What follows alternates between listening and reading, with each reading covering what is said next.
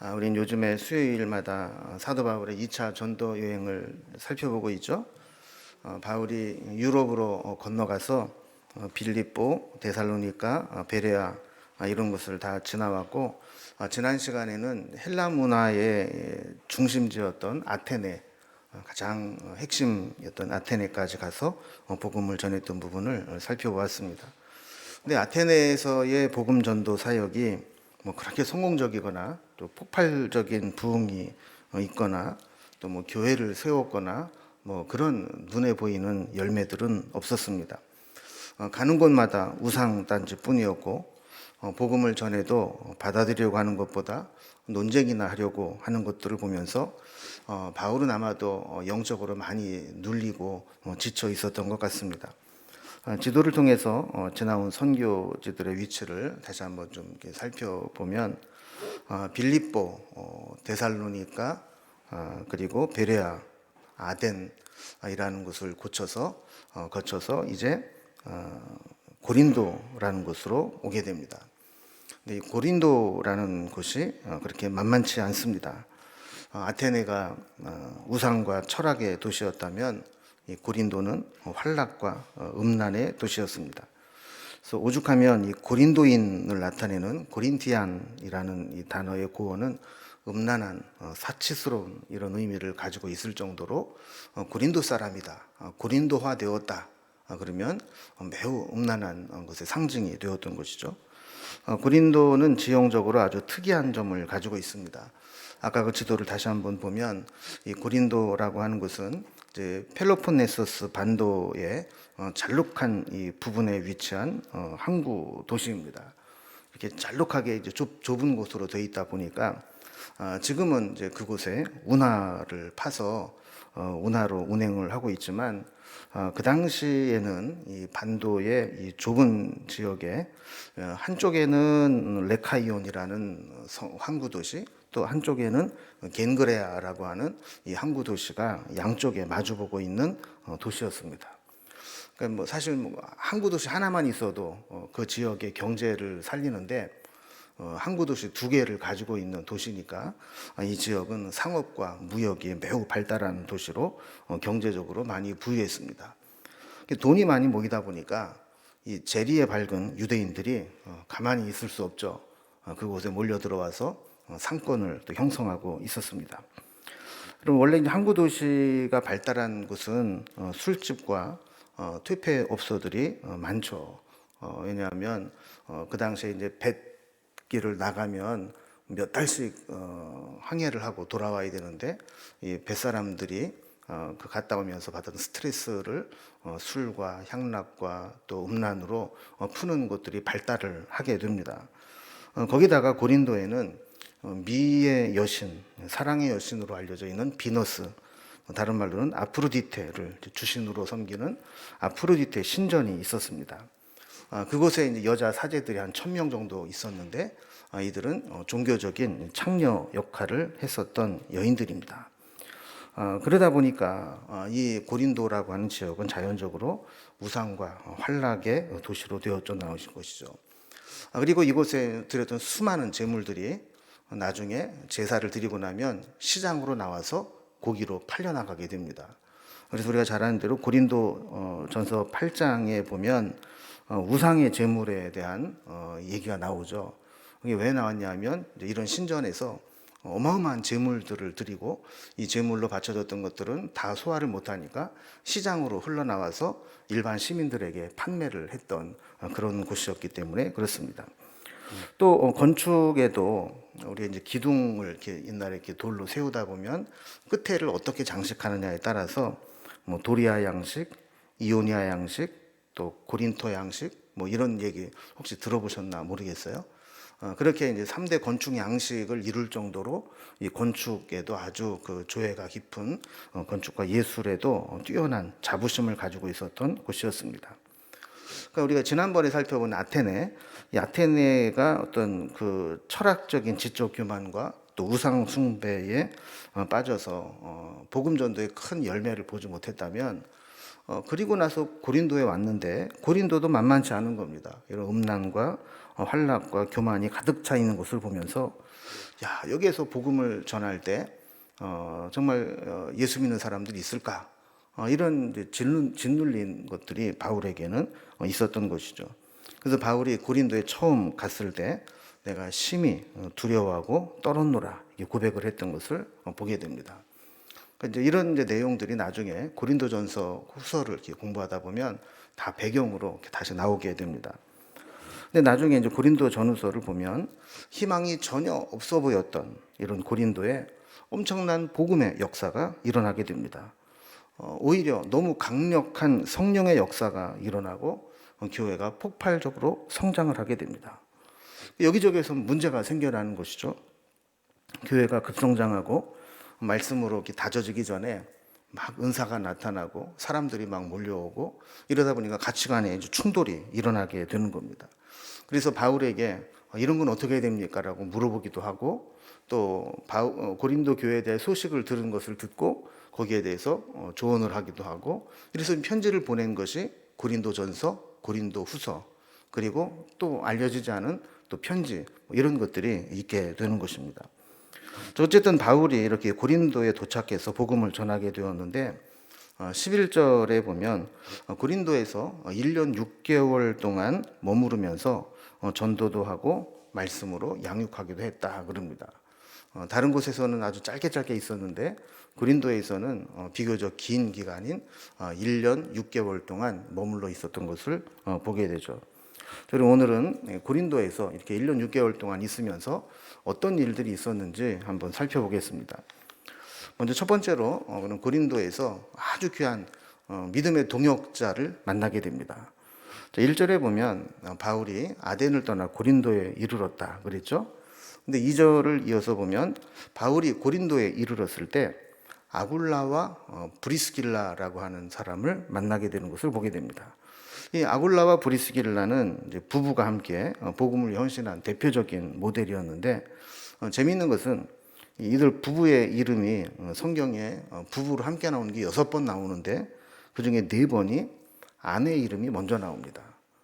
여러분 브리스길라와 아굴라가 듣기 편해요? 아굴라와 브리스길라가 듣기 편해요? 예. 그러면 브리스길라하고 아굴라 중에 누가 남자인 것 같아요? 예, 아굴라가 남자입니다. 브리스길라가 부인인데 항상은 아니지만 대부분이 브리스길라 아내 이름이 먼저 나오는 것을 보게 돼요. 성경학자들은 뭐 출신이 뭐 브리스길라는 높은 출신이었고 아굴라는 낮았었다 이렇게 하기도 하지만 일반적으로 보는 해석은 그 정도로 여자가 충성스럽게 봉사를 했기 때문에 보통 남편 이름을 먼저 쓰는 관례를 벗어나서 아내 이름이 먼저 나왔다 이렇게 보는 겁니다.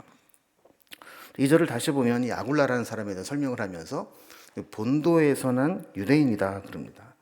이 본도는 어디냐면 터키로 따지면 터키 중앙 북부 지역입니다. 그러니까 지금 흑해를 인접하고 있는 북부 지역에 있는 사람이죠. 근데 그 본도 출신의 유대인이 로마로 이주를 해서 살고 있습니다. 그러다가 이 기독교를 박해하기로 유명했던 로마의 황제 중에 글라우디우스라는 황제가 있는데 이때 막 내란 비슷하게 막 혼란이 막 일어나고 그럴 때 그 책임을 유대인들 때문이다라고 책임을 지우면서 유대인들을 추방령을 내려버립니다. 그러니까 뭐 이 생업이나 재산이나 정리할 시간도 없이 그냥 무조건 유대인들은 로마에서 살 수 없다. 그래서 추방을 내려버린 거예요. 그래서 그들이 로마에서 쫓겨나다시피 나와서 새롭게 정착해 온 곳이 바로 이 고린도라는 곳이었습니다. 이것을 보고 바울이 그들을 찾아갔다라는 겁니다. 왜 찾아갔느냐? 3절에 보면 바울과 생업이 같으므로 함께 살며 일을 했다 그래요. 생업이 뭔가 봤더니 천막 만드는 일이었다 그럽니다. 그럼 천막 만드는 일 같으면 이 사업이 큰 사업 같습니까? 작은 사업 같습니까? 아주 큰 사업이었습니다. 당시로는. 왜냐하면 요즘처럼 뭐 여관이나 호텔 뭐 이런 것들이 구비가 안 돼 있기 때문에 장거리 여행을 하는 사람들은 천막을 가지면서 다니면서 여행을 했습니다. 대표적인 사람들이 목자들이 양떼를 이끌고 먼 길을 이렇게 가다 보면 때로는 뭐 며칠씩 또 몇 달씩 외부 생활을 해야 되는데 이때 이제 천막을 주로 사용을 했었던 것이죠. 또 장사를 하는 이 캐러반들도 이게 뭐 이동을 해야 되니까 천막을 가지고 다닐 수밖에는 없었습니다. 또 제일 많은 수요를 가졌던 것이 로마 군대입니다. 군대가 출정을 나가거나 파견을 나가거나 있을 때 집을 다 지을 수 없기 때문에 이렇게 또 천막을 쳐서 사용을 했었죠. 자, 그러다 보니까 이 천막 만드는 일은 결코 작은 사업이 아닙니다. 요즘으로 하면 거의 뭐 중견기업이나 대기업이 하는 중요한 사업이었죠. 로마에서 이제 크게 천막 만드는 사업을 했던 아굴라와 브리스길라가 고린도에 쫓겨와서 천막 만드는 일을 하고 있는 겁니다. 근데 바울도 천막 만드는 기술이 있었다 그래요.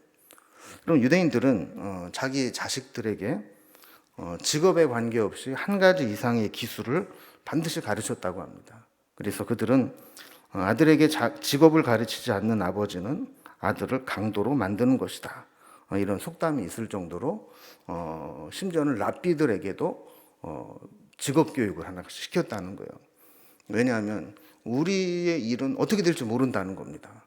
우리가 뭐 예를 들어서 뭐 망하거나 또 어떤 정기적인 수입이 없어질 수 있거나 그랬을 때 내가 먹고 사는 것은 내가 내 몸으로 일을 해서 먹을 수 있는 기술 하나는 가지고 있어야 된다 해서 유대인들은 그런 교육을 시켜왔다라는 것이죠. 그럼 만약에 뭐 상황은 안 좋아졌는데 기술이 없다 그러면 어떻게 돼요? 얻어먹거나 훔치거나 이렇게 해야 되기 때문에 정당하게 몸으로 일을 해서 먹을 수 있도록 자녀들에게는 한 가지 이상의 그런 기술을 가르쳤다는 겁니다. 그래서 바울이 이렇게 배운 직업 교육이 천막을 만들고 수리하고 수선하는 그런 일이었다라는 것이죠. 그래서 우리가 이렇게 성경을 보면 어감상 브리스길라와 아굴라와 바울이 직업이 같아서 동업했다 이렇게 느껴지지만 실제로는 그런 동업자 관계가 아니고 브리스길라와 아굴라는 사장님 부부고 바울은 거기 아르바이트 하러 가서 일을 하는 그런 관계였습니다.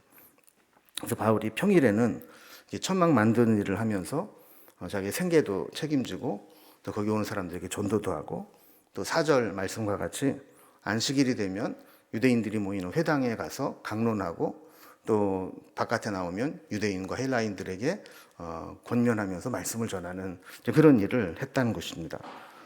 자, 그런데 이들의 만남이 범상치 않은 만남으로 발전을 하게 됩니다.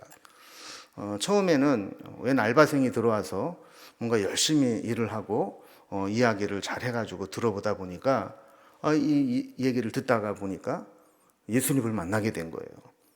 그 브리스길라와 아굴라가 사실은 로마에서 쫓겨나서 얼마나 이 상한 마음을 가지고 왔겠습니까?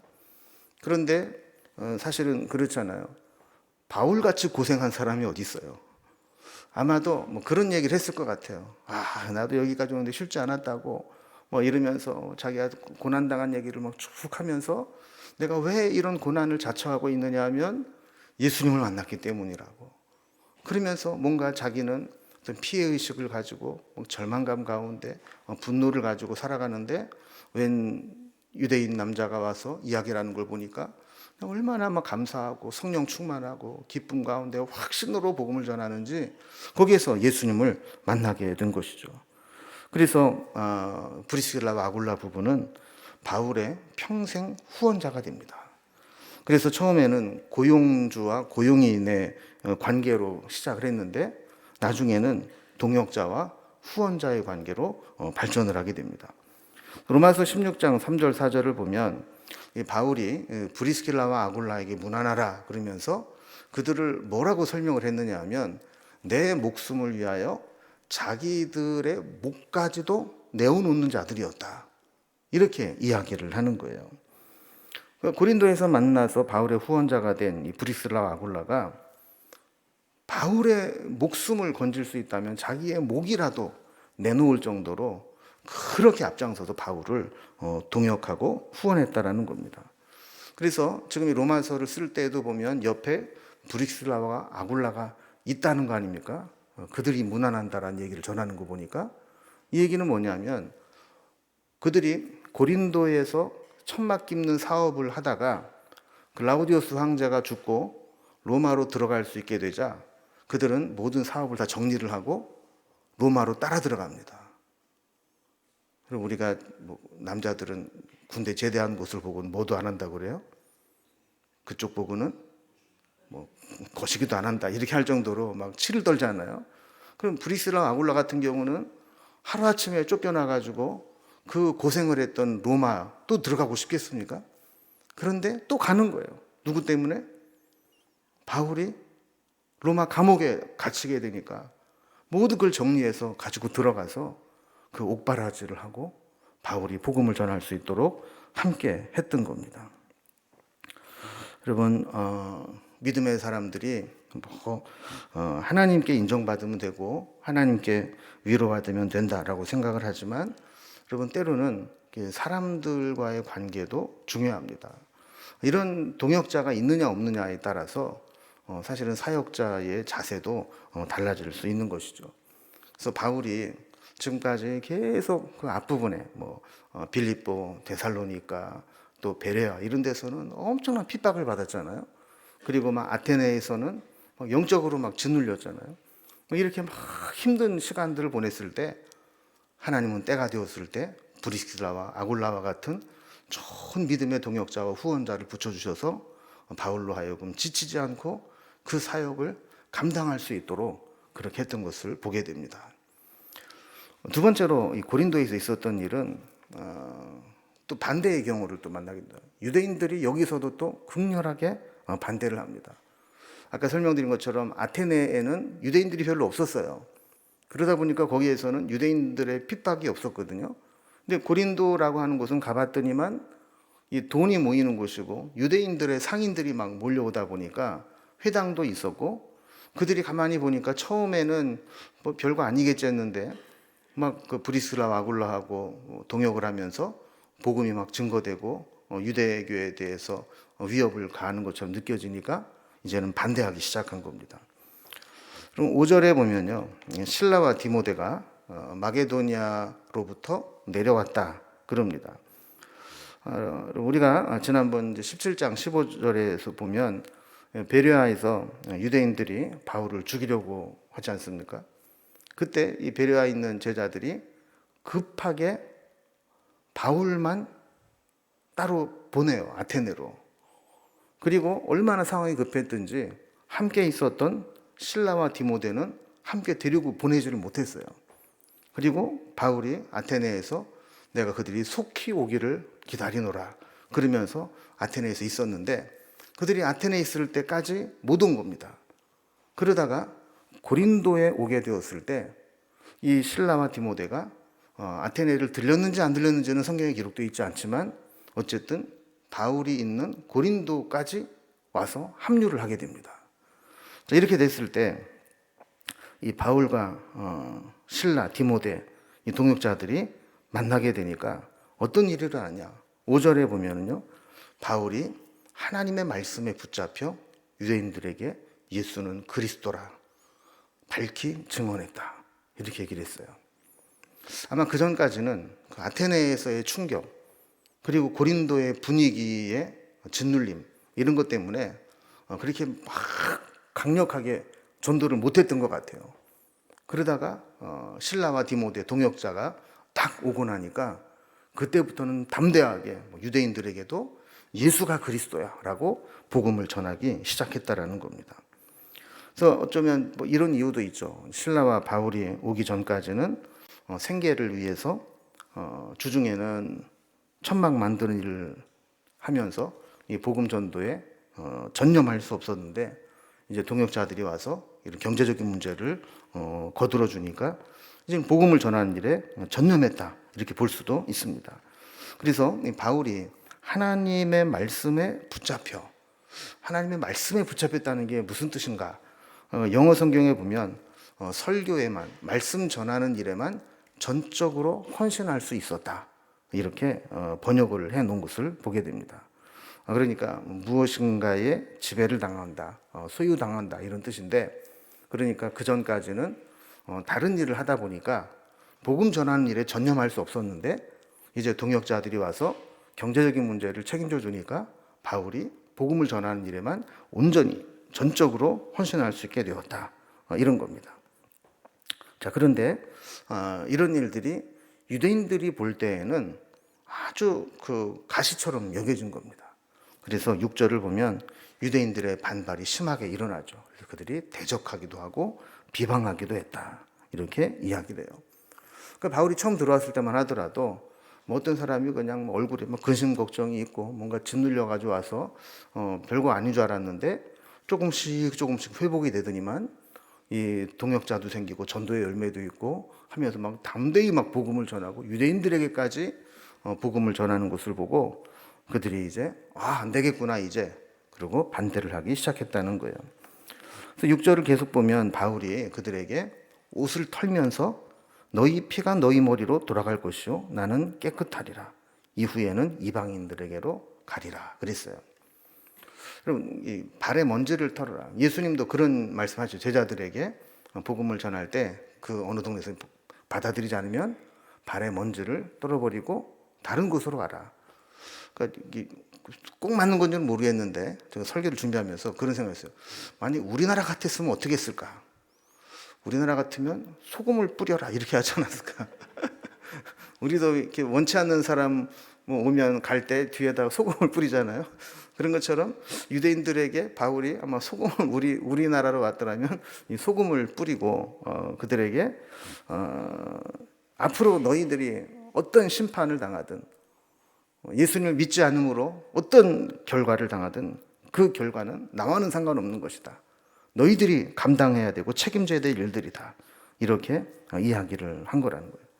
그러면서 마지막으로 이후에는 이방인에게로 가리라 그랬어요. 이 얘기는 뭐냐면 바울이 사역의 중심추를 유대인들에게서 이제 본격적으로 이방인에게로 옮기겠다는 거예요. 우리가 일반적으로 뭐 바울은 이방인을 위한 사도였다, 이방인에게 복음을 전했다 이렇게 알고 있지만, 우리가 지금까지 사도행전을 쭉 공부해온 것을 보면 바울은 회당 중심으로 제일 먼저 유대인들에게 복음을 전했어요. 안타까운 마음으로 자기 동족들에게 복음을 전해왔어요. 왜냐하면 그에겐 늘 그런 마음이 있었던 거죠. 내가 내 민족에게도 복음을 전하지 못하면서 어떻게 이방인들에게 복음을 전하겠는가. 이 자기 동족 유대인들에게 안타까운 마음을 가지고 복음을 전했는데 그 복음을 위해서 협조해 주기는커녕 죽이려고 하고 막 비방하고 대적하고 막 이런 일들을 계속 당하다 보니까 이제부터는 이방인에게로 가리라. 사역의 전환에 선언을 해버린 것이죠. 이제 내가 마음의 부담 없이 사역이 열리는 곳으로 가겠다. 마음을 닫아거는 유대인들에게 에너지 쏟고 사역이 안 되는 곳에 가서 막 억지로 힘만 들일 것이 아니라 그럴 바엔 차라리 내 사역을 도와주는 것, 내가 사역할 때 마음을 열고 받아주는 것, 그곳으로 가겠다라고 선언을 해버린 겁니다. 그러는 가운데 뜻하지 않은 열매들이 생기게 됩니다. 바울이 회당에서 나와서 7절에 보면 그가 그 옆에 디도 유스도라고 하는 사람에게로 집으로 들어가게 됩니다. 근데 그 회당에서 나와가지고 그 옆에 있는 집으로 들어간 거예요. 근데 이제 그 회당 옆에 있다 보니까 거기에 이제 회당장이 그 집에 자주 놀러 왔던 모양입니다.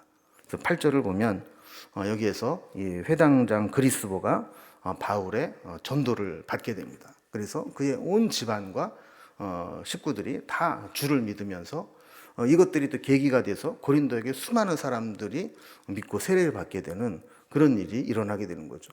여러분, 회당장이란 얘기는 유대교의 본산지 아닙니까? 회당에서 뭐 건물만 관리하는 게 아니라 여기에서 누가 말씀을 전하고 뭐 사역을 하고, 어떻게 보면 우리로 말하면 담임 목사 같은 사람인데, 이 회당장이 바울이 옆집에 갔을 때 그 집에 놀러 갔다가 거기서 바울의 전도를 받고 예수를 믿게 되었다는 거예요. 그러니까 이것이 어떤 상징적인 사건이 되어서 많은 복음의 열매를 맺게 되었다라는 겁니다.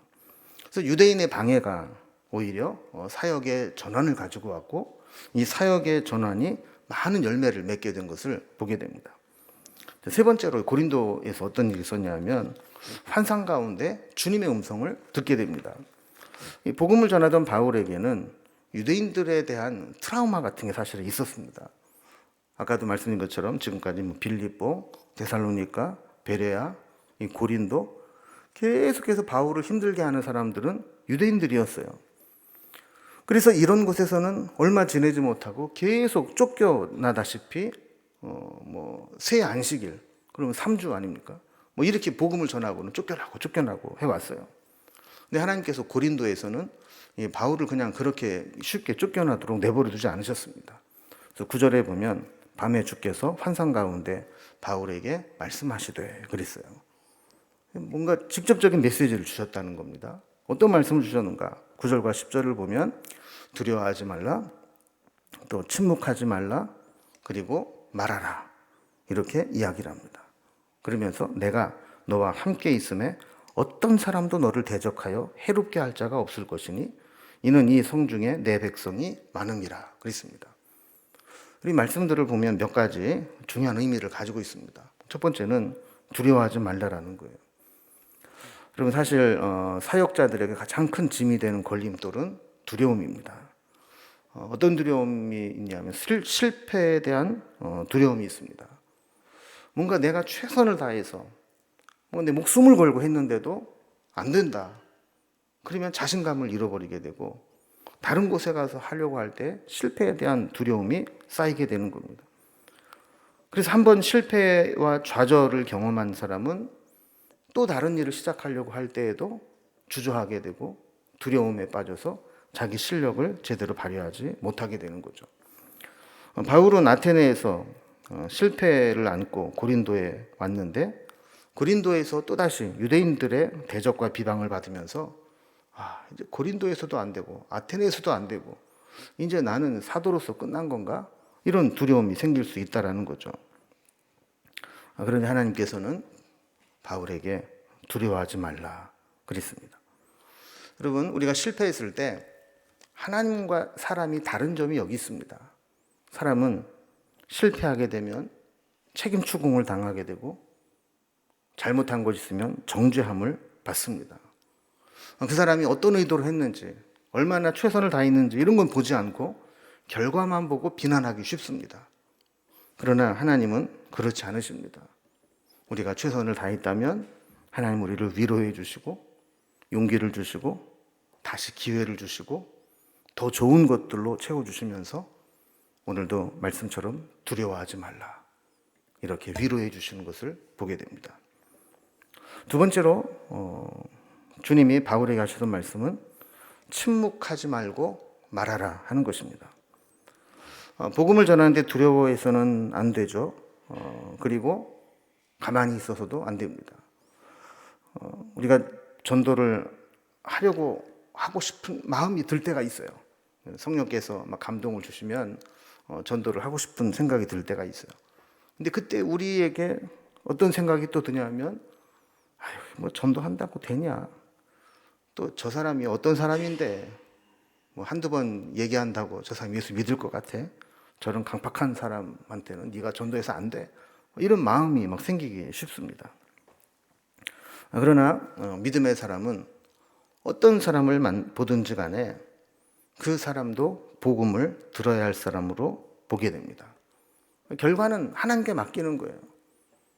그리고 내가 전했을 때 하나님이 그 사람의 마음을 열어주시면 복음의 열매가 있는 것이고, 옛날에 어떤 그 김기동 목사님이 그 고구마 전도했잖아요. 고구마를 익었는지 안 익었는지 보려면 어떡합니까? 젓가락으로 찔러보는 거죠. 익으면 쑥 들어가고 안 익으면 겉에만 익으면 들어가다가 막히고. 사람도 마찬가지라는 거예요. 어떤 사람은 이미 다 익은 고구마처럼 돼 있어가지고 복음으로 찌르기만 하면 넘어오는 사람이 있는 반면에 아직 생고구마는 아무리 찔러도 안 넘어가는 거예요. 그러니까 우리가 모르잖아요. 겉만 보고는. 그러니까 찔러보는 거죠. 찔러봐서 이 복음으로 다 익은 사람은 그 전도할 때 금방금방 열매가 있는 것이고, 찔렀는데 안 넘어온다 그러면 아직 생고구마구나 이러고 다음 기회를 익을 때까지 기다리면 된다라는 것이죠. 여러분, 보통 이제 사람들이 너무 조심스럽고 또 생각이 많고, 또 요즘에는 배려, 또 저 사람 괜히 귀찮게 뭐 예수 믿으라고 하면 피곤해. 그러니까 매너 있게 나만 조용히 교회 다니면 되지 뭐, 이런 생각들이 점점 많아지고 있어요. 그리고 또 어떤 곳은 뭐 법적으로도 뭐 그런 것들이 자꾸 얘기가 되고, 또 너무 또 무례하게 전도하는 것에 대한 반발심도 있긴 하지만, 어쨌든 우리가 우리 주변에서 성령님이 감동을 주신다면 가만히 있지 말고 침묵하지 말고 말하라 하신 말씀과 같이 기회를 얻어서, 때를 얻어서 하나님의 복음을 전하는 일을 해야 되는 겁니다.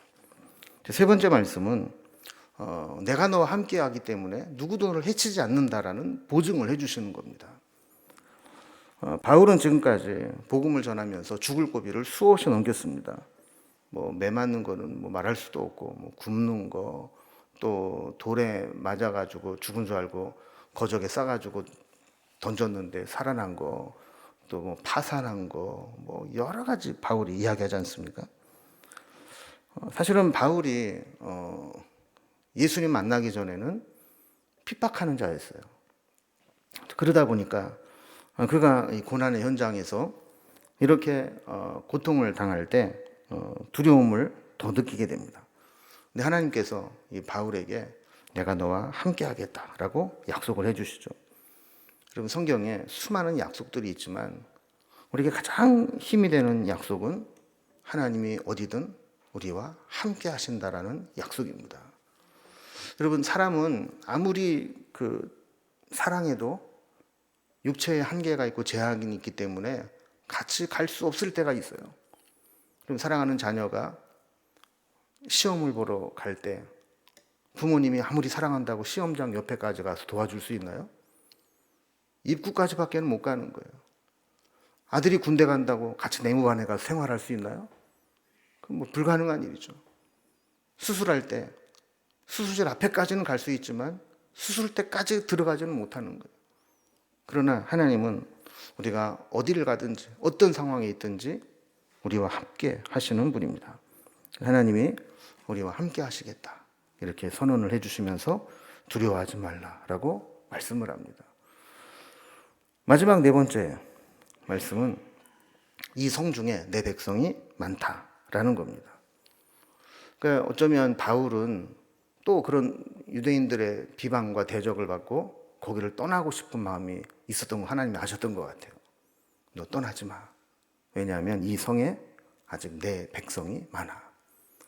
여기서 내 백성이 많다라고 하는 것은 이미 구원받은 백성들이 많다라고도 볼 수 있지만, 잠재적으로 바울의 복음을 듣고 하나님을 믿게 될 그런 잠재적 하나님 백성들이 많다라는 의미를 갖고 있는 것이죠. 그래서 네가 지금 이 자리를 떠나고 나면 바울을 통해서 예수를 믿어야 될 사람들이 기회를 잃어버려. 이 성에는 아직도 너로 인해서 말씀을 듣고 하나님 백성이 될 사람들이 많이 남아있어. 이 이야기를 하는 겁니다. 여러분, 많은 사람들이 목적을 따라 살아갑니다. 근데 그 목적을 어떤 사람은 돈에 두기도 하고, 어떤 사람은 뭐 사람 관계에 두기도 하고, 성공에 두기도 하고, 각자 목적이 있어요. 그러나 바울에게는 사명이 그의 인생을 이끌고 가는 목적이었죠. 그래서 내가 떠나고 싶어도 나 때문에 복음을 받아들여야 될 백성들이 있다면 그곳에 머물러 있게 한 겁니다. 그래서 11절 말씀을 보면 바울이 그곳에 1년 6개월간을 머물면서 그들 가운데 하나님 말씀을 가르쳤다. 이렇게 기록을 하고 있습니다. 바울의 입장에서 보면 이 고린도 사역의 가장 큰 특징은 장기 체류입니다. 다른 곳보다 유달리 오랫동안 머무르면서 복음을 전하고 있었던 것입니다. 우리도 이 고린도에서 하나님께서 바울에게 주셨던 은혜를 우리에게도 주시기를 소망합니다. 그래서 고린도에서 브리스길라와 아굴라를 만나게 하셨던 것과 같이 우리에게도 교회 안에서 좋은 동역자들이 만났으면 좋을 것 같아요. 그럼 사실 우리가 신앙생활을 열심히 하면 할수록 세상적으로 보면 손해보는 게 한 가지 있습니다. 그게 뭐냐면 세상 친구들이 떨어져 나간다는 거예요. 저도 국민학교 나왔고 중학교 나왔고 고등학교도 나왔고 대학교도 나왔고 그랬지만 동창들하고 거의 못 만나요. 한동안 만나다가 어느 순간부터 이런 만남들이 다 멀어지게 돼 있어요. 왜냐하면 노는 시간이 달라요. 걔네들은 맨날 토요일은 밤이 좋아 이러고 노는데 저는 주일 준비해야 되고, 노는 동네가 달라요.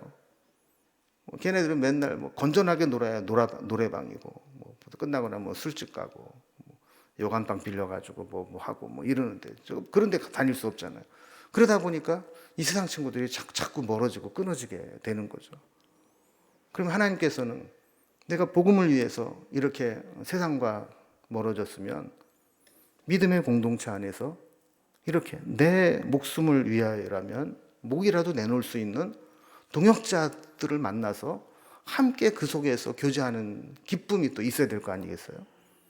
우리에게 그런 믿음의 만남이 있기를 바라고, 또 주님께서 우리에게 주시는 음성, 두려워하지 말아라, 잠잠하지 말고 말아라, 내가 너와 함께 하겠다, 그래서 너는 해칠 자가 없겠다, 이런 주님의 음성이 늘 우리에게 들려지는 그런 삶을 살아가야 될 줄로 믿습니다.